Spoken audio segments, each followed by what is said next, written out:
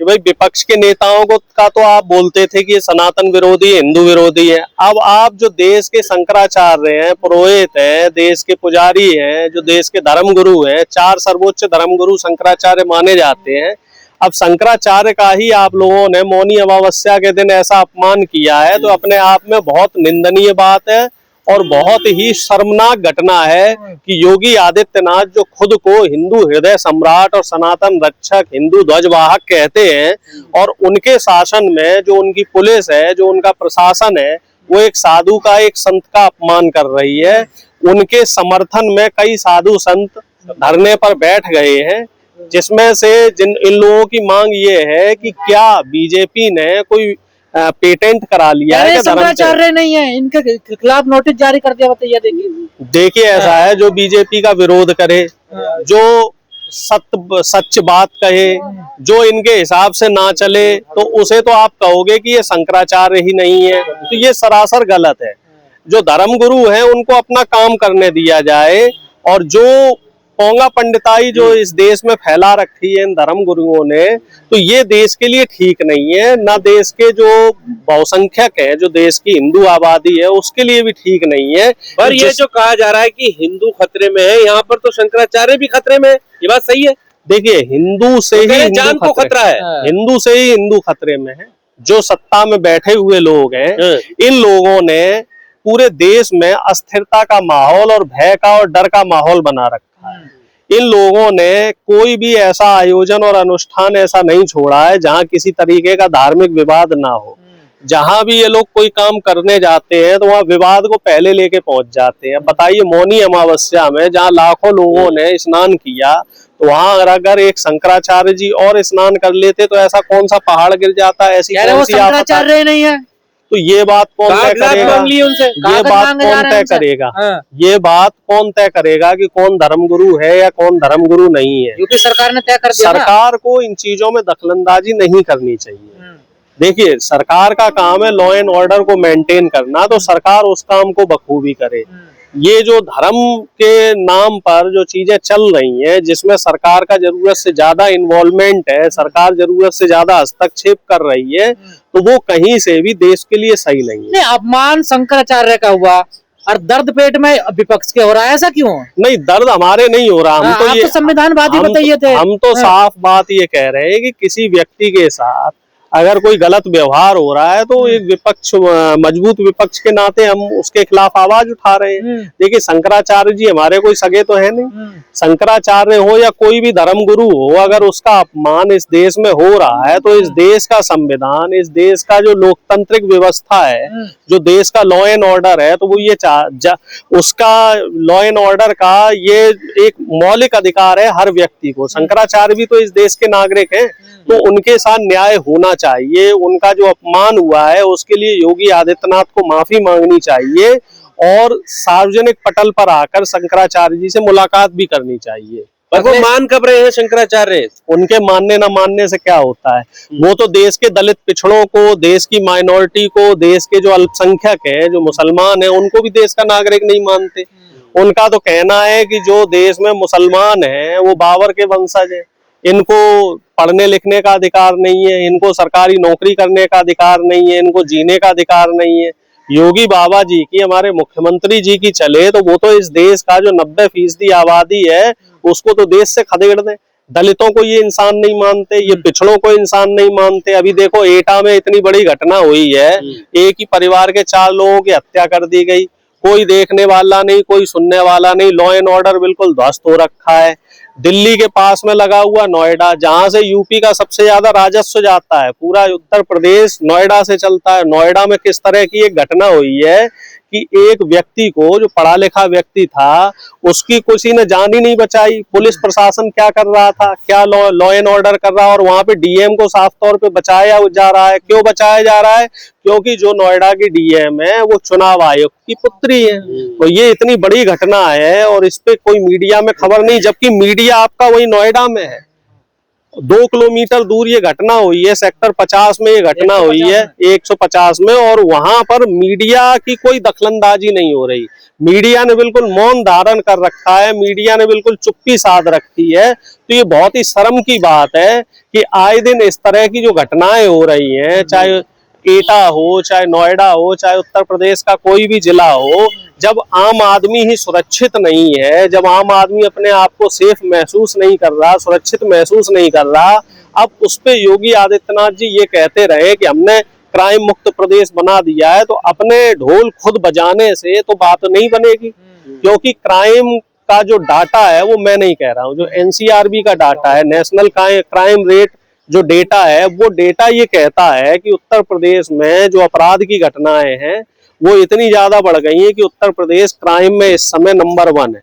और खास तौर से अगर दलित पिछड़ों शंकराचार्य की क्या गलती थी जो उनके साथ इतना अपमान हुआ है? शंकराचार्य जी कभी कभी सरकार से सवाल कर लेते थे। शंकराचार्य जी उत्तर प्रदेश की सरकार के हिसाब से, उत्तर प्रदेश के मुख्यमंत्री के हिसाब से नहीं चल रहे थे, यही उनकी गलती है। उन्होंने बीच में बिल्कुल बनाना, देखो सारे धर्मगुरु हिंदू राष्ट्र बनाना चाहते हैं, लेकिन इसमें से मामला यहाँ फंस गया कि जो अभिमुक्तेश्वरानंद जी हैं, उन्होंने योगी जी से कभी बीच बीच में 2-4 सवाल कर लिए। जो कुंभ में बहुत सवाल करे थे, बिल्कुल करे, जो कुंभ में जो घटना हुई तो उसमें योगी जी के लॉ एंड ऑर्डर से और उनकी जो व्यवस्था है उस पर कई बार सवाल खड़े किए थे, जबकि बाकी कोई धर्मगुरु उस समय नहीं बोला था। तो मेन जो मसला है, जो मुद्दा है, ये वहां से शुरू हुआ, और रह रह के बीच बीच में उनके जो बयान है वो भी योगी जी को नागवार गुजरे, तो उसका बदला लिया गया। हिंदू राष्ट्र में सबका स्वागत है, हिंदू राष्ट्र में सबका हिंदू राष्ट्र ऐसा ही है, आप देख लो, साधु संतों का यहाँ अपमान होगा, दलित पिछड़ों को जो है उनकी हत्याएं होंगी, उनके साथ बलात्कार होगा, मुसलमानों के साथ अत्याचार होगा। इसी तरह के हिंदू राष्ट्र की परिकल्पना संघ और भाजपा और आरएसएस मिलके रच रही है। और अगर हिंदू राष्ट्र पहले तो नहीं बनेगा, क्योंकि देश संविधान से चलेगा, देश लोकतंत्र से चलेगा, जो बाबा साहब ने संविधान लिखा है उससे देश चलेगा। इस तरीके से जो भी देश में माहौल खराब करने की कोशिश अगर कोई ताकत करेगी तो उसके खिलाफ देश की जनता और देश की जो 90% आबादी है वो खड़ी रहेगी। पर शंकराचार्य जी 2012 में जब आजम खां प्रभारी थे मेले के, तो उसकी तो तारीफ कर रहे हैं, और अभी एक संत के हाथ में है तो फिर उसकी तारीफ नहीं कर रहे। देखिए ऐसा है, संत नहीं मान रहे, योगी नहीं मान रहे। किसी भी संत को अगर आप सत्ता सौंप देंगे तो वो शासन चला नहीं पाएगा, क्योंकि शासन प्रशासन चलाना ये बड़ा टेढ़ा काम होता है। निश्चित तौर पे आजम खान साहब ने जब कुंभ का आयोजन कराया था तो बहुत ही अच्छा हुआ था, और उसमें बहुत अच्छी व्यवस्थाएं रही। मुझे भी याद है कि जिस तरीके का कुंभ का आयोजन योगी जी ने कराया है, इससे ज्यादा अव्यवस्थाएं और इससे ज्यादा जो मौतें हुई हैं आज तक कभी हमारे देश में, मेरी जानकारी में, मेरी याददाश्त में नहीं हुई। वो तो मीडिया ने और सरकार ने लीपापोती करके मौत के आंकड़े छुपाए। घटनाओं के जो वीडियो यूट्यूबरों ने जो बना रखे थे, छोटे छोटे जो मीडिया के साथी उन्होंने बना रखे थे, वो वीडियो डिलीट करवाए गए, कई लोगों के मोबाइल जब्त किए गए, और शासन प्रशासन ने इसमें पूरी लीपापोती करके ये इतनी बड़ी दुर्घटना को जो है छोटी घटना में बदल दिया। और जो कुछ थोड़े बहुत जो साधु संत उसके खिलाफ बोले, तो उन साधु संतों को भी आप देख ही रहे हो उनका कैसे तिरस्कार किया जा रहा है। डॉक्टर साहब, बरेली में 12 लोगों पर एफआईआर कर ली सिर्फ इस वजह से कि वो अपनी निजी प्रॉपर्टी में अपने घर में नमाज पढ़ रहे थे। इससे पहले सड़क पर नमाज पढ़ रहे थे, विवाद हो रहा था। मस्जिद पर वैसे ही अवैध बनाकर जो है तोड़ा जा रहा है। अब घर में नमाज पढ़ने पर भी मुकदमा हुआ है, इसको कैसे देखते हैं आप? देखो जी, अभी तो बंगाल में चुनाव है और फिर उत्तर प्रदेश में भी चुनाव होगा, उत्तराखंड में भी चुनाव होगा। तो जब जब चुनाव का माहौल तैयार होता है तो बीजेपी हिंदू मुस्लिम का ऐसा ही कोई ना कोई मुद्दा लेके आ जाते हैं। अब बरेली में अगर कोई भी व्यक्ति अपनी निजी जगह पे नमाज पढ़ रहा है या कोई धार्मिक अनुष्ठान कर रहा है या कोई भी काम कर रहा है, तो मेरे ख्याल से किसी को कोई तकलीफ नहीं होना चाहिए, और ये लॉ एंड ऑर्डर का कोई उल्लंघन भी नहीं है। अगर इस तरीके से नमाज पढ़ने पे, वो भी घर के अंदर, परिसर के अंदर, आप अगर पाबंदी लगाई जाएगी, उनके खिलाफ एफआईआर होंगी, तो इससे प्रदेश में माहौल खराब होगा। प्रदेश का जो माहौल पहले से ही खराब है तो वो और ज्यादा खराब होगा। और मुझे ऐसा लग रहा है कि शासन प्रशासन ये चाह रहा है कि उत्तर प्रदेश को सांप्रदायिकता के रंग में रंग दिया जाए, जिससे कि उत्तर प्रदेश में हिंदू मुस्लिम का एंगल बना के 2027 में चुनाव की पटकथा रखी जा सके। प्रशासन का कहना है कि ये धार्मिक स्थल में बदलने की आशंका थी, इस वजह से हमने कार्रवाई की है। नहीं, अगर बदलने की आशंका है तो उसकी उस हिसाब से आप कार्रवाई करो, जांच पड़ताल करो ना आप पहले, कि कोई भी व्यक्ति अगर मान लो नमाज पढ़ रहा है, पूजा पाठ कर रहा है, तो आप उसे बिना पूरी कानूनी कार्रवाई करे ऐसे कैसे उसके ऊपर आप इस तरीके से एफआईआर कर सकते हो? पहले जांच पड़ताल भी तो होनी चाहिए। एक जो पुलिस का प्रोसीजर होता है, एक जो न्याय का प्रोसीजर होता है, तो प्रोसीजर को भी फॉलो करना बहुत जरूरी है। ऐसे ही किसी पे अगर आप एफआईआर कर दोगे तो इससे तो प्रदेश में डर का माहौल खड़ा हो जाएगा, इससे तो लोग डर जाएंगे। पर यह सवाल भी उठा है कि उस पूरे गांव में ताजा रिपोर्ट में ये सामने आया है कि ना तो कोई मंदिर है ना कोई मस्जिद है। लोग पूजा भी अपने घर में करते हैं, लोग नमाज भी अपने घर में पढ़ते हैं। तो क्या फिर जो पूजा कर रहे हैं वो भी अपने घरों को धार्मिक स्थलों में बदल रहे हैं? देखिए, ऐसा है, समय आने पर ये उस चीज को भी मुद्दा बनाएंगे। अभी तो इन्होंने नमाज पढ़ने को मुद्दा बनाया है। अच्छा। कल को अगर दलित पिछड़े पूजा पाठ करेंगे तो उसको भी मुद्दा बनाया जाएगा। आपने मध्य प्रदेश में एक घटना देखी थी कि एक यादव समाज के व्यक्ति को चोटी रखने पे ही उसकी चोटी उखाड़ दी गई।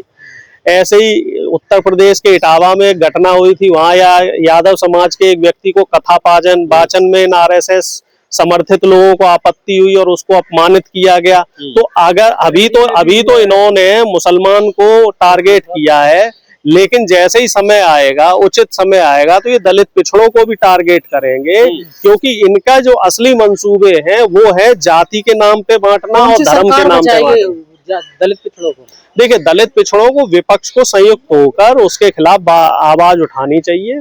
और थोड़ा सा मेरा ये भी मानना है कि हमारे जो दलित पिछड़े और माइनॉरिटी के लोग हैं, इनको भी समझना चाहिए कि ये जो धार्मिक अनुष्ठान है, इनको एक लिमिट में ही किया जाए। धार्मिक अनुष्ठानों को मुद्दा ना बनाया जाए। विश्वास किया जाए क्या? बिल्कुल, निश्चित तौर पे आप कांग्रेस आवाज उठा रही है, तो कांग्रेस गंदा है कांग्रेस का। देखिए, इतिहास में तो बहुत सी चीजें ऐसी रही हैं। बीजेपी का इतिहास आपने देखा है, फिर भी बीजेपी को प्रदेश की जनता ने, देश की जनता ने मौका दिया। आपको नहीं लगता इस तरह की घटनाओं को बहुत नॉर्मलाइज कर दिया गया है? किसी के लिए कोई मुद्दा नहीं है। अगर दलित के साथ व्यवहार हो रहा है इस तरह का, तब भी कोई खबर नहीं होती है। अल्पसंख्यक के साथ हो रहा है, तब भी कोई खबर। दरअसल मीडिया इन खबरों को नहीं दिखाता है। पहले जो मीडिया इन खबरों को ईमानदारी से दिखाता था, तो अब मीडिया ने ये खबरें दिखानी बंद कर दी है। और यही वजह है कि आजकल जो हत्या और बलात्कार जैसी घटनाओं को खबर ही नहीं माना जाता है।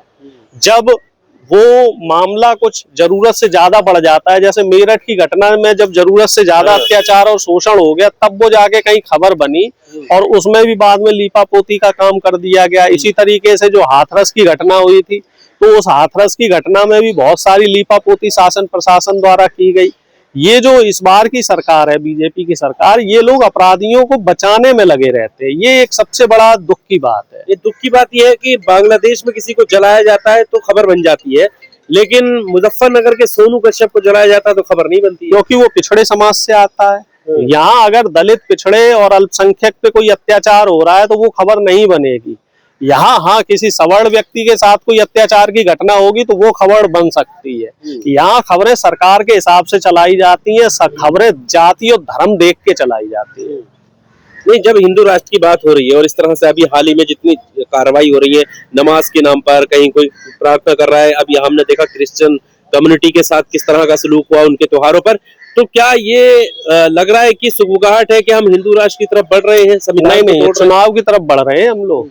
और देश के जो लोकतांत्रिक ढांचा है, जो संवैधानिक ढांचा है, उसको कमजोर करने की कोशिश बीजेपी आरएसएस कर रही है। और बीच बीच में जो मोहन भागवत के बयान आ जाते हैं और तमाम तरह के जो बीजेपी के बड़े बड़े नेता हैं, उनके इस तरह से जो विवादित बयान आ जाते हैं, तो वो इस मामले में आग में घी का काम करते हैं।